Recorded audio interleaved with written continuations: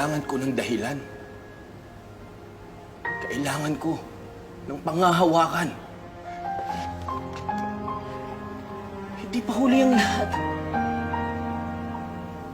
I deserve an explanation. I deserve an acceptable reason. Every day, I wish I did. Now tell me! Sana noon ko pa nalaman na madali lang pala magbukas ng video kabahin savings account. Opo, sir. Tama naman po kayo. Madali lang po magbukas. Ang kailangan nyo lamang po valid ID at 100 pesos initial deposit. Yun lang po. Yun lang ba yung requirements?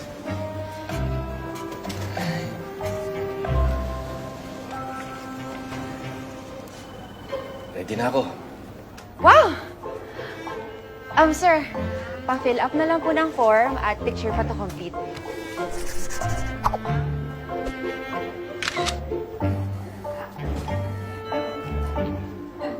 Sir, parang may kamukha kayo artista. Talaga? Dali lang pala magbukas ng video kabahin savings account. Sir, you deserve this. Yes. I deserve this.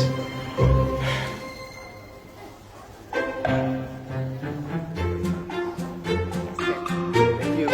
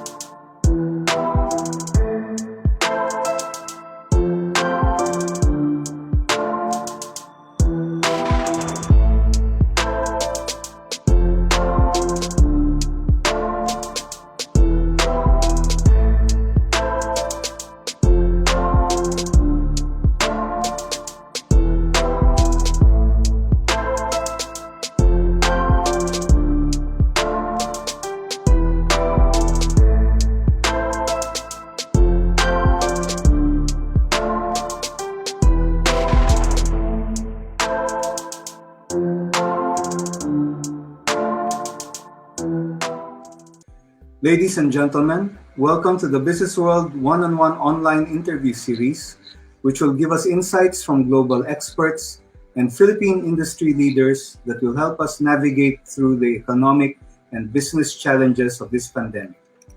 We have put together this series as part of Business World's 33rd anniversary multimedia report on the theme, The Road to Recovery.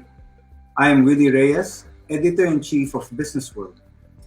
For this segment, we have with us from Geneva, the World Economic Forum's Asia-Pacific Head of Regional Agenda, Joo-Ok Lee.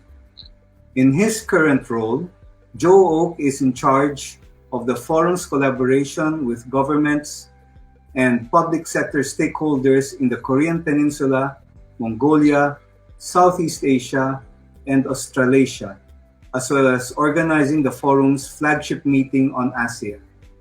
Besides education and skills development, his interests include environmental sustainability, technology, governance, as well as energy and infrastructure. Welcome to this series, Joo-Ok. Thank you very much, Willie, for having me. Perhaps I'd just like to start by noting that while the forum's annual Global Risk Report in January did not list the pandemic among the top 10 risks in terms of likelihood, infectious diseases as a category was listed as the 10th top risk in terms of impact. Now, just a few hours ago, the World Health Organization cited a lack of leadership and solidarity at the global and national levels in the fight against the virus.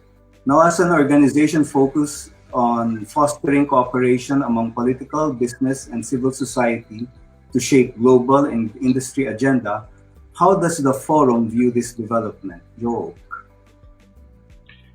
Again, thank you very much, Willie, for giving me the opportunity to address the viewers of Business World.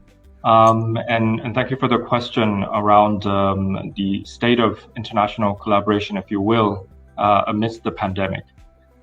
From the World Economic Forum side, we definitely feel that this, amongst all other challenges that we're facing, is one that requires a much stronger collaboration, not just between government and private sector, but also amongst nations. Because as we all know, that unless this pandemic is addressed at a global scale and in all corners of the world, that no one can actually be safe from its impact. At a government-to-government level, we have been seeing somewhat of a retraction in terms of cooperation and also leadership that was not to the scale of what we had hoped to see, especially as geopolitical rivalry and tension intensifies between the G2. However, between sectors, I think there has been very promising signs. And from the World Economic Forum side, we have, since the beginning of the outbreak, tried really to support through the business community that the forum works with, support the efforts of the WHO, as well as national governments in curtailing the impact of the pandemic. And we've created something called the COVID Action Platform, which on a weekly basis had gathered thousands of business leaders, as well as government, civil society, international organizations, to try and really see what are the ways in which we can use public-private collaboration to protect the lives and livelihoods. And since then, we've already launched more than 35 different multi-stakeholder collaborations on this platform. So I feel that there is still much to do, but there are signs that this pandemic is also cutting across different sectors in terms of its collaboration. I would say that there has certainly been a lot of enthusiasm from private sector to be involved, play their part, and also offer any resources, expertise it may have in terms of containing the virus and also helping societies revitalize from its impact. However, I don't think it's one in which that businesses alone or even governments alone can handle. And therefore, And with the strong sort of responses that we've seen in certain governments and in certain public sectors, I think it's been more of a scenario where governments are also actively recognizing the role that private sector and civil society can play and should play. And we've seen adequate responses coming from certain business leaders and also from certain sectors, recognizing that this is something that cannot be dealt only within their sectors or even within their own industries. Well, closer to home for you, can you just narrate a bit to us how you in the forum realized that, this is not like any other crisis that we have seen in recent history? And what were the forum's first steps to respond? Willie, in the introduction you gave, you cited the global risk report that the forum launched this year as its 15th edition. And there you mentioned that the risk of pandemics was actually something that was ranked high in terms of its impact, but not in terms of its likelihood. At the forum side, we do recognize, and we have actually recognized even before the outbreak of this pandemic, that the consequences of a potential outbreak could far outweigh any kind of preparedness that we currently have. And hence, we've been working very closely with our partners at the World Health Organization, as well as in organizations like the Bill and Melinda Gates Foundation, Johns Hopkins University, and have been running, I think, for quite a number of years, different sort of scenario testing and sessions onto how business and governments and society as a whole can react should there be a pandemic of such scale. Of course, we did not anticipate that it would happen at this point in time or with this magnitude. But then, on the heels of our annual meeting in Davos this year, early in January, we noticed that this was going to have a much wider impact than we thought. And as I mentioned to you before, that's the reason why we have quickly mobilized all the different channels that we've had within business as well as with governments to put together the COVID Action Platform, which was running on a weekly basis, dialogues, convening the business and government stakeholders together to try and identify what are useful public-private collaboration models that we can bring to this challenge. At the same time, we've also organized separate communities between industries and also amongst different regions. And we have one also in the Asia Pacific region, mainly focused on the 10 ASEAN nations and also bringing in other business leaders that have significant stake in the region to really try and forge a real common regional response towards the pandemic, and also equally important to form a response towards what kind of a recovery do we want from this pandemic so that the ASEAN region actually comes out of this pandemic even stronger. In that platform, you were talking about business and private sector groups, but does it also engage governments, which can have varying views?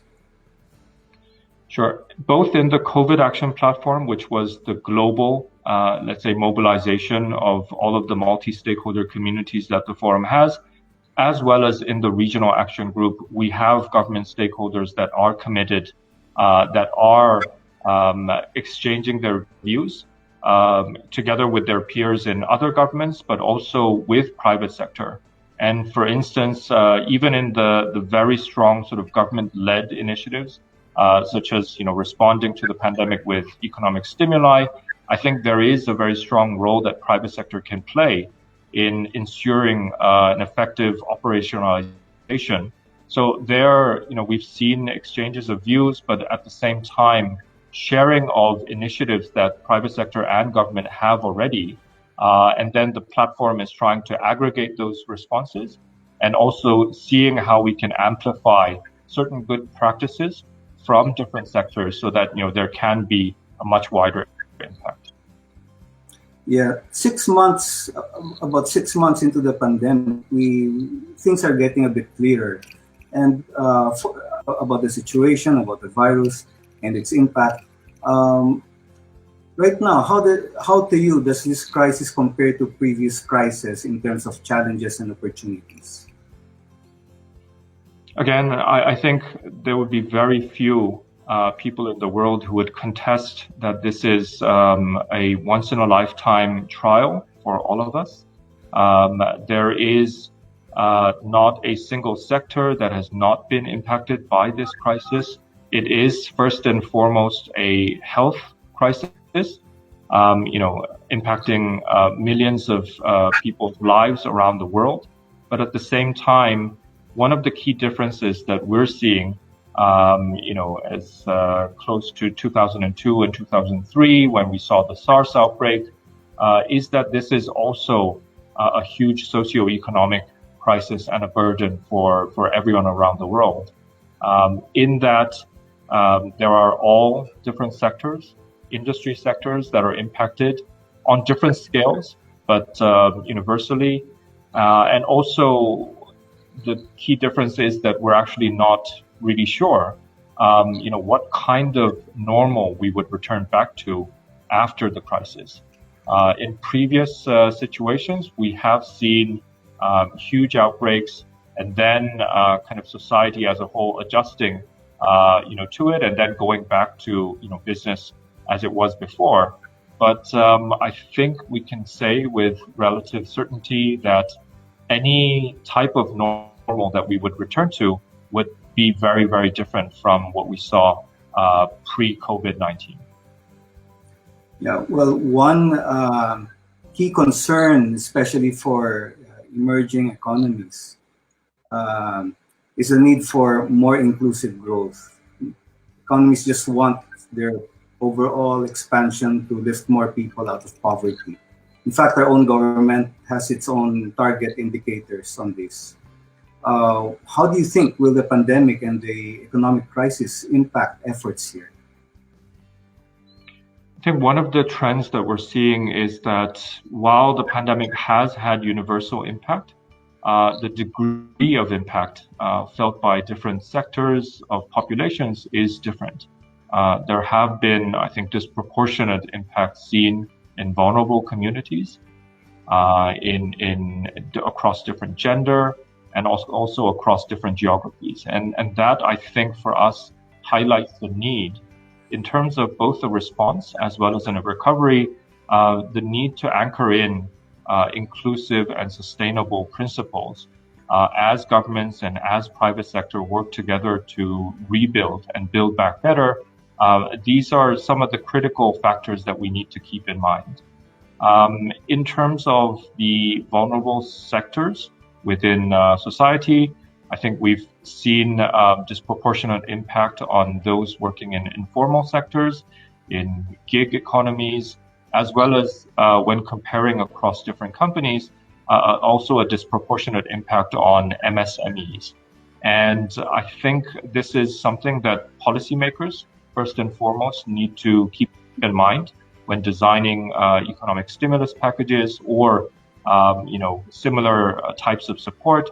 But at the same time, it's something that private sector should also bear in mind as they assess the impact of their overall supply chain and also their consumers.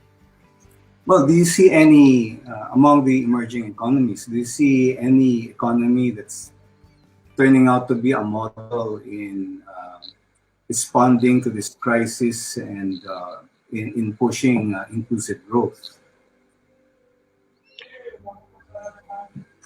I think if I were to look at different regions in particular, I think Asia and Asia Pacific as a broader region is in fact in a better place compared to different regions just because of how early it was hit, but also how it is doing in comparison to different regions in terms of managing the curve and also flattening the curve. So therefore, I would say that the Asia Pacific and ASEAN have also an opportunity to look at this situation in a more holistic way. And rather than just employ sort of firefighting tactics, take a much more longer standing view and also in some ways, view this as an opportunity to redesign some of the social contracts within different countries. Also look at business practices, ways that investments were actually made into their own economies, and also as a way to strengthen cooperation within the region, so that if you take ASEAN, for instance, it can also come up with a very strong regional response and not just a collection of national responses that could be quite differing based on different contexts. And I think that will be a key to ASEAN region coming out of this crisis in a much stronger way as a bloc. Are there particular risks unique to emerging economies that they should be mindful of as they try to struggle out of this crisis? I think one of the more urgent risks for emerging economies is just to try and go back to normal. As I mentioned before, this crisis, in terms of the scope and also in terms of the wide impact that it's had across all of society, it's almost impossible for us to go back to normal. But even beyond that, I think it would be a huge missed opportunity in a way if all the investments, the liquidity that governments, both in terms of monetary and fiscal responses to this crisis, are actually being put to returning the societies to where they were pre-COVID. I will also, acknowledge the fact that there have been multiple efforts, both in multilateral organizations as well as in certain regions, to actually use this occasion to bring back a call towards things like sustainability, inclusivity, to redirect some of the investments into more longer-term focused investments. I think the EU, with its Green New Deal, is also striving that the region actually comes out of this crisis with a much better preparedness towards the future. And I think ASEAN can also do the same. And it's not a matter of whether you're an emerging economy or a developed economy. I think it's much more of a mindset that needs to be employed into responding to this crisis. I don't know if you're in a position to talk about this, but what do you think are the ways that ASEAN can improve in its response so far as an organization to the pandemic and the crisis? I think we've seen so far, swift action, and also under the chairmanship of this year's Vietnam's chairmanship of ASEAN, we have seen a strong coordination across the 10 different ASEAN nations and also its strategic dialogue partners. In mid-April, as you know, we've had the ASEAN and its +3 leaders convene a special summit on COVID-19 response. What we need right now is to really deliver on the commitments made by the leaders and from the different governments to really support the high-level narrative with concrete action on the ground. And not just from governments, also mobilizing the private sector as well, because as I've mentioned before, there is a very strong role that private sector and businesses can play and also should play, given the impact towards their businesses as well. And what the forum is doing in terms of convening the leaders from both government as well as in private sector for the regional action group on the Asia Pacific is to really see what are areas that we can try and get the individual efforts of all of the organizations streamlined together on. For instance, we're trying to have the different organizations work together on making the ASEAN supply chain more resilient out of this COVID crisis. We're also seeing that there are individual efforts already being employed towards making ASEAN's recovery more greener and more sustainable. But at the same time, how can we forge that into a regional, truly multi-stakeholder response that I think is one of the roles that the forum can play in the region, together with close partners in both ASEAN as well as other multilateral organizations in the region. Yeah, Joe, let's now go to some specific issues, a few specific issues facing businesses. First, ESG, environmental, social, and governance factors. ESG has increasingly been a catchword, but there are still businesses out there that are wary of its costs. How has the current crisis affected the push for ESG, in your view? The ESG investment, I think, for many years was an up-and-coming, I think, important aspect, but never really mainstreamed. And I think that was at the heart of debate at the annual meeting this year in January in Davos, which was our 50th anniversary, where we really saw stronger commitment from all of society on what we call stakeholder responsibility. And I think there are very close linkages to be made towards ESG. What we are seeing amidst the pandemic is not a lessening of efforts or measures towards ESG, but actually an increase because of the realization, as I mentioned before, that this pandemic, while tragic for many who have been impacted, but at the same time is also an opportunity to break free from previous business practices, as well as seeing the opportunity cost of actually not putting consideration for the environment or towards society, towards the mainstream of business making.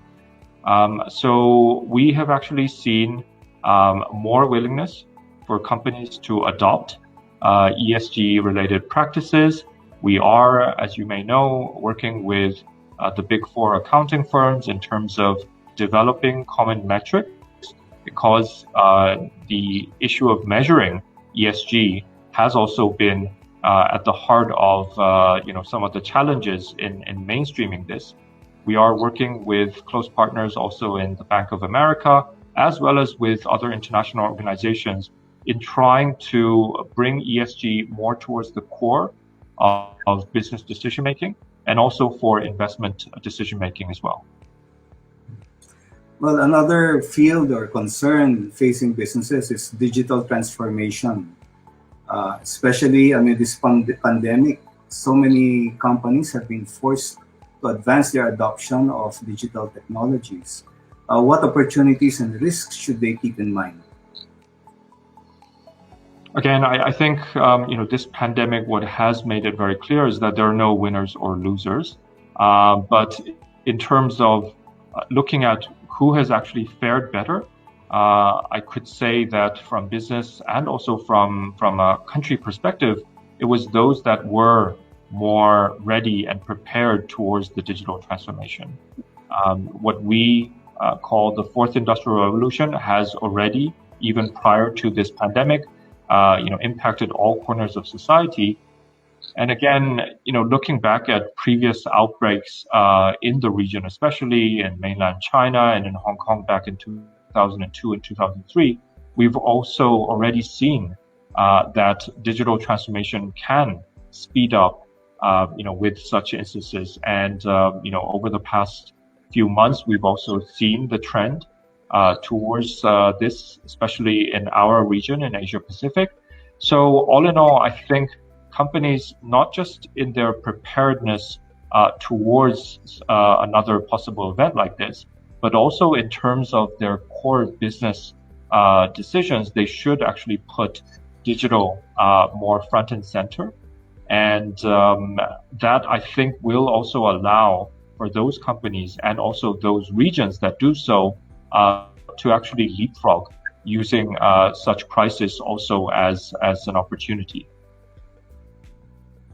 Well, as part of the fourth industrial revolution, businesses have been retooling and reskilling workers. And actually, this is true also of every professional who wants to remain relevant. He has to reinvent himself and learn new skills. How big of a challenge is this right now? We've recently run a survey together with our partner in the region towards ASEAN youth, just to assess, what has been the impact of social distancing, of the overall sort of pandemic on their everyday life, but at the same time on their sort of particular use of digital technology, and also, in their sort of social distancing. What we've found and what we're beginning to find out is that unless there are adequate measures, both from governments as well as from business, to train and retrain our youth, it will be somewhat difficult, even for a vibrant digital economy such as ASEAN, to really fully, reap the benefits of the fourth industrial revolution.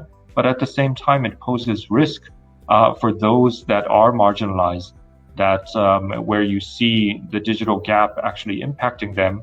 So I think, all in all, policymakers should actually proactively, factor in the reskilling aspect, the importance of looking at all corners of society across all talent, and seeing, which sectors are equipped with the necessary means, and which are actually remaining vulnerable from this seismic trend shift that we're about to see, and really sort of divert attention towards those sectors in order to make society as a whole more competitive and also more prepared towards the future.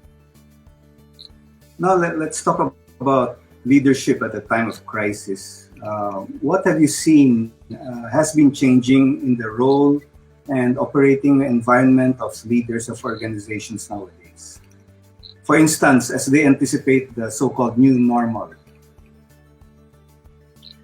One of the differences that we're seeing from the forum side when looking at both government as well as from business leadership is that this crisis has enabled what only remained in narrative, a real sort of whole of government, whole of society, whole of company effort. And I think it's mainly because, this crisis has actually impacted all of that.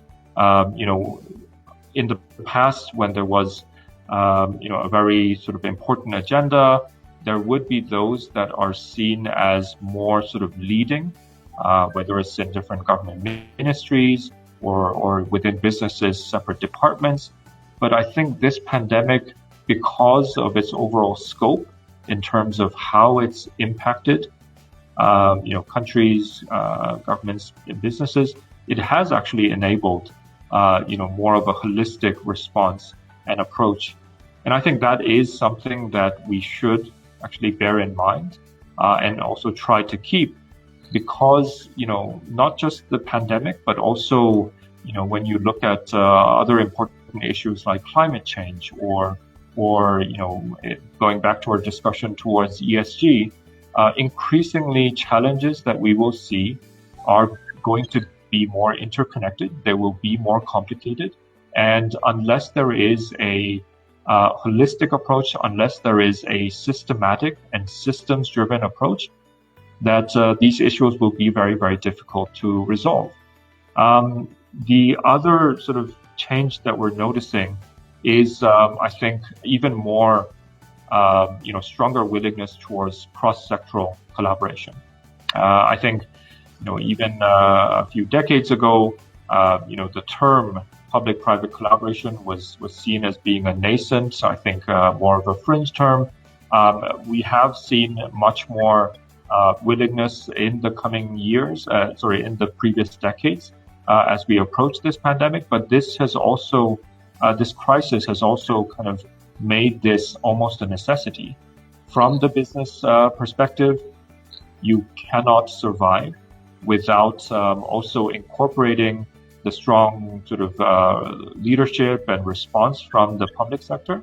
But at the same time, when recognizing the scale of issues that governments also need to address, the governments cannot work alone, and they should really try and sort of mobilize all of a society effort.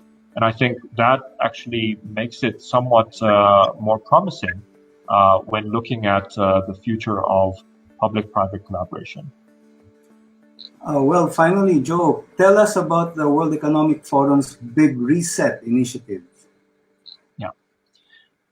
So we have launched what we call a Great Reset in early June, primarily as a theme for our annual meeting in Davos next year, but also recognizing the fact that what I've also mentioned before, that this pandemic, while tragic, can also provide humanity with an opportunity for a reset, breaking away from previous business practices, as well as kind of seeing some of the erosion of some of the roadblocks and challenges that have been in the way of making fundamental shifts in terms of investment decisions, in terms of government policy decisions.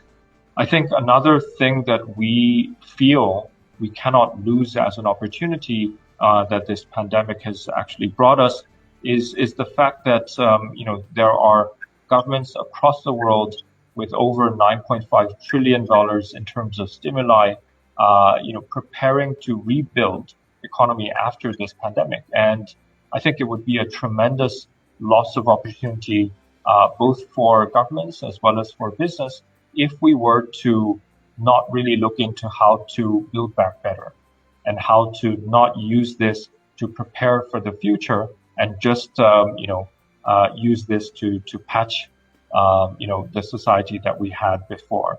So we are calling for a great reset. It will not be a closed door meeting in Davos, deciding on, what should be the areas that we should divert these investments into. But it is a journey for us. And we are organizing discussions in the lead up to Davos along the key pillars that would constitute for us a great reset. We are working closely with governments, with international organizations, and all of our private sector partners to really pose the question, what does a great reset look like for your industry, for your region? And hopefully we will see a culmination of that towards next January, as we hopefully look towards the light at the end of the tunnel. The discussions that you're talking about, discussions towards Davos in January and the conference itself, all of that will be online. Is that correct?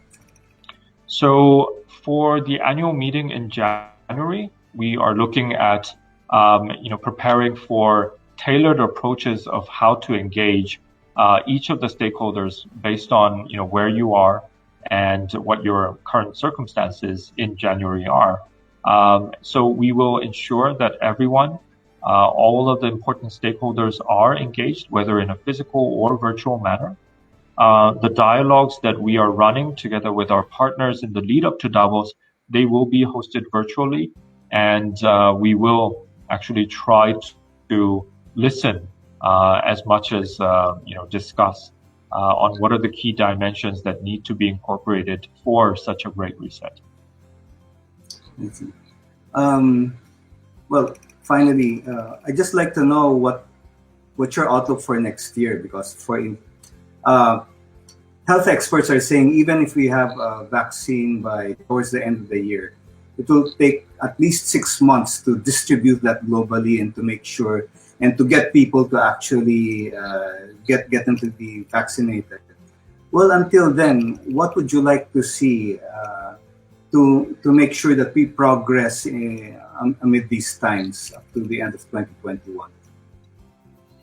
I mean, what you said is right, Willie, that, even if the vaccine development is actually expedited and we see, a successful and effective vaccine coming into play, I mean, the deployment of it, the delivery towards all corners of the world will actually be a huge challenge that all the different sectors need to work together.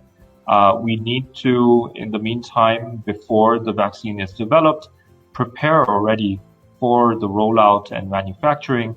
And again, this takes multi-stakeholder approaches and also multi-stakeholder efforts.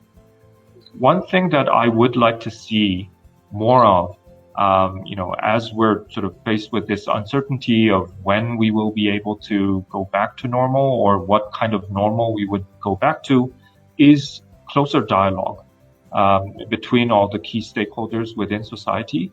And ironically, the pandemic has actually brought about that possibility for closer exchange, closer collaboration, even in the absence of physical contact. We at the World Economic Forum have different national offices and footprints in Asia, but we do not have a regional presence, and that's why from Geneva in the past we have had to frequently travel towards Asia to stay in touch with our constituents and organize our regional meetings in the region. But since the pandemic broke, we have actually seen even more frequent interactions with our stakeholders in the region via virtual connections, via virtual conferencing. And I think whatever the means, this pandemic is actually highlighting the fact that cross-cultural, cross-sectoral collaboration is not a nice to have, it's actually a must. We will see much wider impact and much stronger responses only if we integrate all of the different stakeholders into the planning. And hopefully, towards the end of this crisis, we will have actually built much stronger trust, not just between countries, but also between different sectors as we're facing this common challenge together. So what you're saying is, yes, there are many challenges in this pandemic and the economic crisis, but it's also an opportunity to push countries together in hopes that they learn to cooperate better than before. Precisely, yeah. Well, thank you, Joe, for your valuable insights today. No, thank you really again for this platform, and I hope that Philippines and all of its viewers will remain safe. We're seeing some concerning stats that are coming in related to the COVID outbreak, but hopefully as the economy reopens, I hope that the current situation can be safely managed. Well, thank you very much for that. And that's it for this segment of BusinessWorld one-on-one online interviews. Join us again at 11 a.m. tomorrow for insights from more experts and industry leaders. Thank you for watching this interview.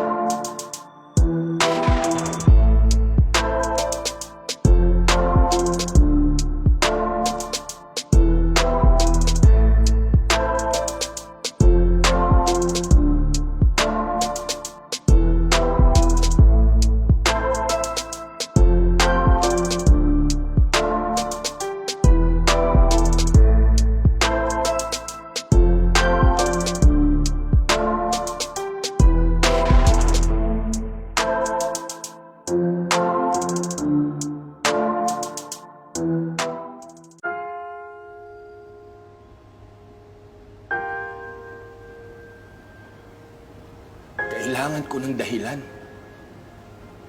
Kailangan ko ng panghahawakan. Di pa huli ang lahat.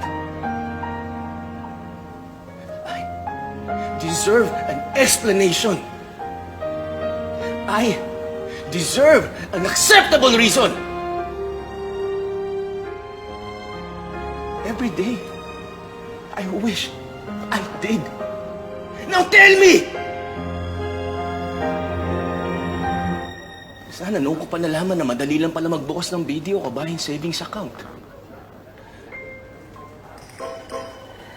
Opo, sir. Tama naman po kayo. Madali lang po magbukas. Ang kailangan nyo lamang po valid ID at 100 pesos initial deposit. Yun lang po.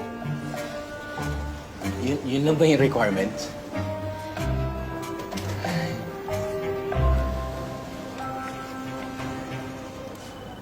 Ready na ako. Wow! Sir, pa-fill up na lang po ng form at picture pa to complete.